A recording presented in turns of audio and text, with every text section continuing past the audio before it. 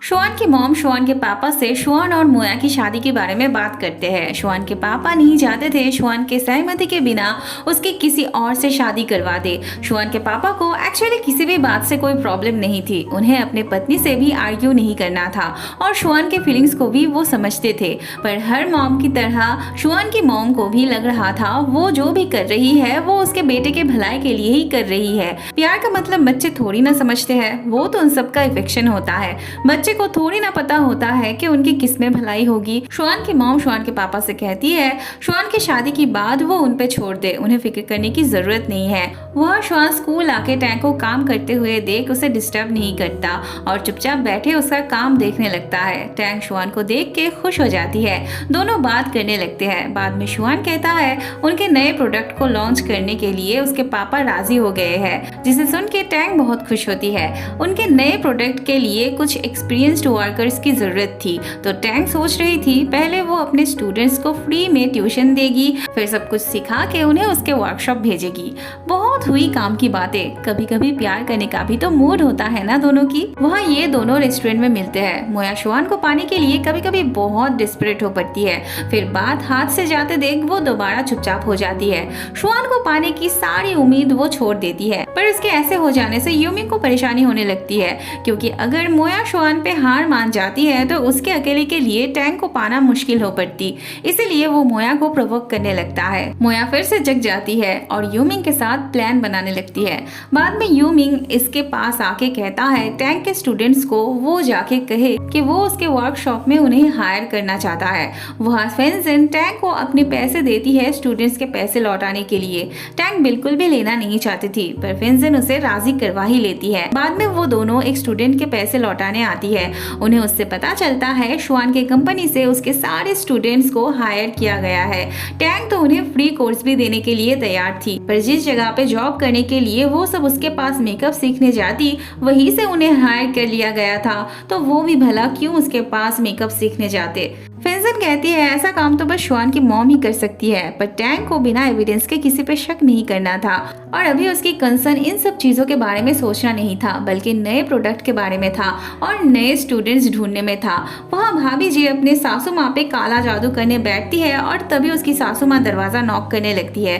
फिर वो जल्दी से ये सब चीज छुपा के दरवाजा खोलती है। शुआन की मॉम बहुत अच्छे से उसके साथ बात करती है, उसकी केयर करती है। बाद में भाभी जी उन्हें उनके कमरे तक छोड़ने जाने लगती है। शुआन की मॉम उसे यूमिंग का जरा ध्यान रखने के लिए कहती है, मतलब उसके खाने पीने का ध्यान रखने के लिए कहती है।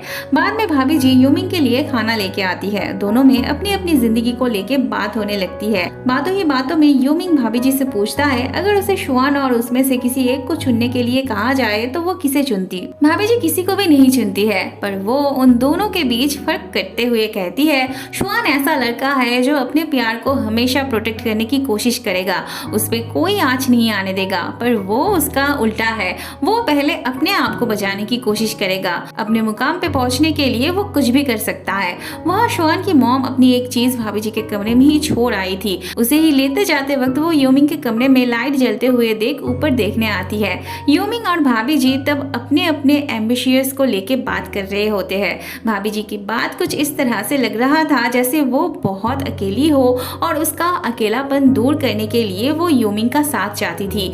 बात आगे बढ़ने से पहले ही शुआन की मॉम अंदर आ जाती है। तब के लिए तो वो उसे कुछ नहीं कहती, बस जाने के लिए कहती है, पर बाद में वो भाभी जी के पास आके उसे थप्पड़ लगाती है, उसे अपनी बिहेवियर को ठीक करने के लिए कहती है।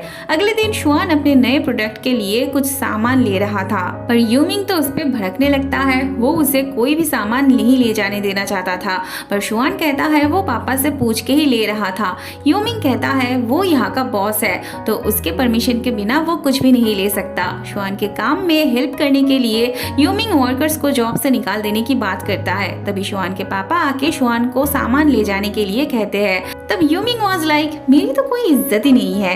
वो अपने पापा पे भी गुस्सा करने लगता है। वो कहता है हर वक्त उन्हें शुआन की बातें सही लगती है और उसकी बातें गलत। वो उन दोनों को क्यों ऐसे अलग नजरों से देखते हैं। शुआन के पापा उसे अलग से बात करने अंदर ले आते हैं। वो यूमिंग से कहते हैं उसने अभी जो किया वो सही था, रूल के हिसाब से ही उसने काम किया था, पर उसे भी तो ये समझना होगा शुआन जो भी कर रहा है वो उनके परिवार के भलाई के लिए ही कर रहा है। यूमिंग कहता है तो क्या वो परिवार का भलाई नहीं चाहता? शुआन के पापा कहते हैं वो इतना नैरो माइंडेड क्यों है, उसका इरादा हर वक्त रिवेंज लेने की होती है। वो उसे और शुआन को अलग से नहीं देखते हैं। आगे से वो बस अपने काम से काम रखे, हर बात पे घुसने की जरूरत नहीं है उसे। अब जब वर्कर्स की जुगाड़ हो गई थी, प्रोडक्ट्स के लिए भी सामान मिल गई थी, तो शुआन देर नहीं करना चाहता था। वो जल्द से जल्द काम शुरू कर देना चाहता था। ये आदमी गोलू के पापा के लिए काम कर रहा था। गोलू के पापा कंफर्म होने के लिए इसे टैंक की इंफॉर्मेशन कलेक्ट करने के लिए भेजते हैं। ये आदमी टैंक के भाई से कहता है उसने सुना है उसकी मॉम मरे हुए लोगों की मेकअप करती है, वो भी अपने बॉस के लिए उनसे इस बारे में बात करने आया था। वो कहता है उन्हें पैसों के लिए चिंता करने की कोई जरूरत नहीं है, उन्हें जितना चाहिए होगा वो देने को तैयार है। वो बस अपने बॉस को इस तरह से श्रद्धांजलि देना चाहते हैं।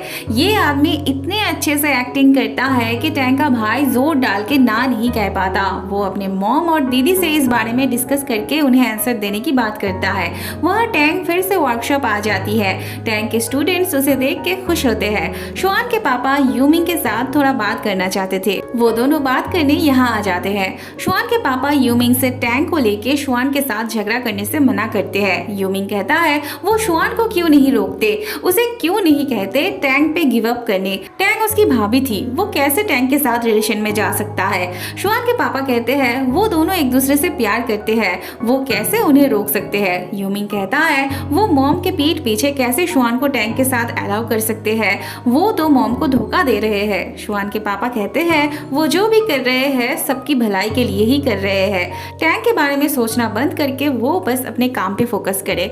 वहाँ प्रोडक्ट के लिए वेजिटेबल ऑयल की जरूरत थी, पर वो सब सिंथेटिक ऑयल का यूज कर रहे थे, इसीलिए टैंक उन्हें दोबारा से शुरू करने की बात करती है। अगले सीन में हम देखते हैं ये यूमिंग से वेजिटेबल ऑयल के बारे में बता देती है। फिर यूमिंग उनके काम की जगह पे तेल देखने आता है। उसके बाद वो क्या करता है वो तो हमें अभी नहीं दिखाते। वहाँ टैंक का भाई अपनी दीदी और मॉम से वो काम लेने के लिए इंसिस्ट करता है, क्योंकि बात पैसों की थी और उन्हें भी पैसों की जरूरत थी। टैंक का भाई कहता है उनका इंटेंशन भी तो अच्छा है ना, तो कोई भी कुछ नहीं कहेगा। टैंक की मॉम तब राजी हो जाती है। वहाँ शुआन यूमिंग से अगले दिन के काम के लिए वेजिटेबल ऑयल मांगने आता है, मतलब रिक्वेस्ट करने आता है। यूमिंग शुआन से बहुत अच्छे से बात करता है और बहुत आसानी से राजी हो जाता है। वो तो शुआन से कहता है उसे जब जो चाहिए होगा वो बस आके मांग लिया करे, वो फिर कभी उसके साथ आर्ग्यू नहीं करेगा। शुआन को तब गिल्टी फील होने लगती है यूमिंग को गलत समझने के लिए। बाद में वो टैंक से मटेरियल की जुगाड़ होने के बारे में बात करने आता है।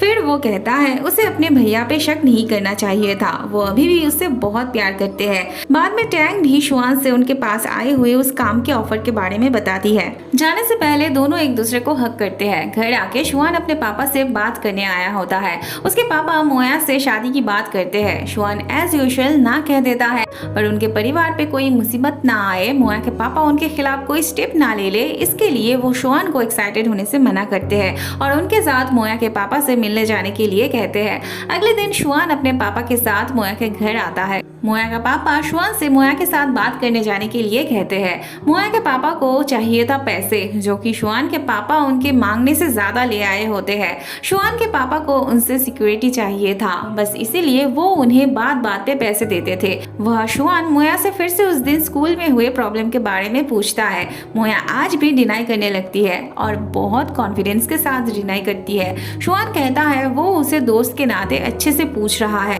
अगर वो कन्फेस करेगी तो वो उसे माफ कर देगा, नहीं तो इन्वेस्टिगेट होने के बाद अगर वो पकड़ी जाएगी तो वो उसे कभी माफ नहीं करेगा। मोया फिर भी डिनाई करती है। अगले सीन में हम देखते हैं मोया के घर न आने पे उसके पापा बहुत परेशान होने लगते हैं। वो तो उसे ढूंढने के लिए निकल ही रहे थे कि तभी गोलू के पापा फोन पे कहते हैं मोया उनके घर आई है। तब जाके उन्हें रिलीफ मिलती है। गोलू के पापा मोया के आने पे बहुत खुश थे। मोया गोलू के साथ बाहर हैंग आउट करने जाना चाहती थी, तो गोलू के पापा भी खुशी खुशी उन दोनों को जाने देते हैं।